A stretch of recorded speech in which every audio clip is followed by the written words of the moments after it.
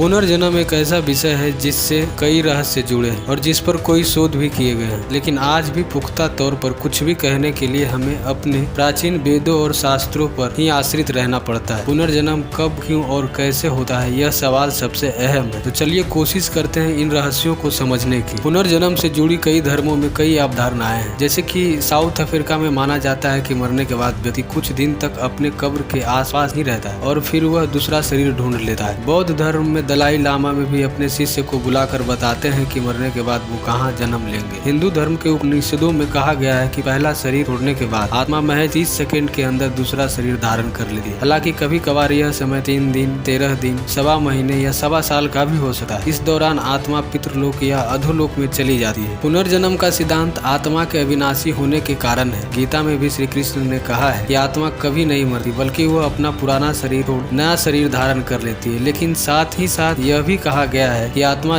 जन्मों के इस चक्रव्यूह में अपने कर्मों के कारण ही फंसी रहती है। हमारे बुरे कर्मों का परिणाम भोगने के लिए हम बार बार जन्म लेते हैं और कष्ट काटते हैं। अगर मोक्ष पाना है और इस जन्मों के चक्कर को रोकना है तो हमें निष्काम कर्म करने होंगे, अर्थात हमें बिना फल की इच्छा किए सत्कर्म करते रहना होगा, तभी यह सिलसिला रुकेगा। शरीर के नश्वर होने के कारण आत्मा एक शरीर में लंबे समय तक नहीं रह सकती और कर्मों के फल के कारण वह न केवल शरीर बदलती है बल्कि उसके जन्म की योनि भी बदल जाती है। माना जाता है कि कोई पुनर्जन्म लेता है तो पिछले जन्म की स्मृतियां उसके अवचेतन मन में सूक्ष्म रूप से मौजूद रहती है, जो कभी कभी उसके स्वप्न के रूप में दिखाई देती है। कुछ लोगों की चेतना में यह मौजूद रहती है, जिसके कारण आपने सुना होगा कि कुछ लोगों को पिछले जन्म की कुछ बातें याद रहती है, लेकिन जैसे जैसे उनकी उम्र बढ़ती है उसकी चेतना धूमिल पड़ती जा रही है और वह सारी बातें भूल जाते हैं। वैसे कुछ जगहों पे माना जाता है कि जिन्हें अपने पिछले जन्म की बात याद रहती है वे अल्प आयु में रहते हैं, इसलिए वे उनकी यादाश्त भुलाने के कई जतन करते हैं। वेदों के अनुसार बाल्यावस्था में आप कर्मों का हिसाब नहीं देना पड़ता, बल्कि 14 से 16 वर्ष की उम्र के बाद आपको पिछले जन्म के कर्मों का परिणाम मिलना शुरू हो जाता है और वहीं से आपके इस जन्म के भी कर्मों का लेखा जोखा शुरू होता है। हालांकि पुनर्जन्म की घटना संचित कर्मों को भुगतने के लिए ही होता है, लेकिन शास्त्रों के अनुसार अन्य 8 कारणों से आत्मा जन्म लेती है। जैसे कि भगवान की आज्ञा से पुण्य समाप्त हो जाने पर, पुण्य फल भोगने के लिए, पाप फल भोगने के लिए, बदला लेने के लिए, बदला चुकाने के लिए, अकाल मृत्यु हो जाने पर अपूर्ण साधना को पूर्ण करने के लिए अर्थवेद में बताया गया है कि आपको पुनर्जन्म से पहले ईश्वर से कौन कौन सी प्रार्थनाएं करनी चाहिए। जैसे कि अगले जन्म में स्वस्थ इंद्रियों का पाना, आध्यात्मिक संपदा, ईश्वर तथा वैदिक ज्ञान को पाना, विश्व कल्याण के लिए निस्वार्थ भाव से कार्य करना, कर्मों को श्रेष्ठ बनाना। शास्त्रों के अनुसार अधिकांश पुनर्जन्म मनुष्य रूप में ही होता है और केवल मनुष्य के पास ही क्षमता है कि वह मोक्ष प्राप्त कर सके। इसलिए मनुष्य के योनि और कर्म को इतनी महत्ता दी जाती है कि पूर्व जन्मों के कर्मों के अनुसार मनुष्य को पेड़ पौधे या जानवर का रूप भी मिल सकता है। आत्मा जन्म लेने से पहले 7 असरों से गुजरती है। कुछ आत्माएं तुरंत जन्म ले लेती है, जबकि कुछ को कर्मों के अनुसार उचित परिस्थितियों का इंतजार करना पड़ता है। आधुनिक युग में विज्ञान के इतने विकास के बावजूद वह पुनर्जन्म के रहस्य को सुलझा नहीं पाया है और न ही इसे नकार पाया है, इसलिए उनका भी इस रहस्य पर शोध अनवरत जारी है।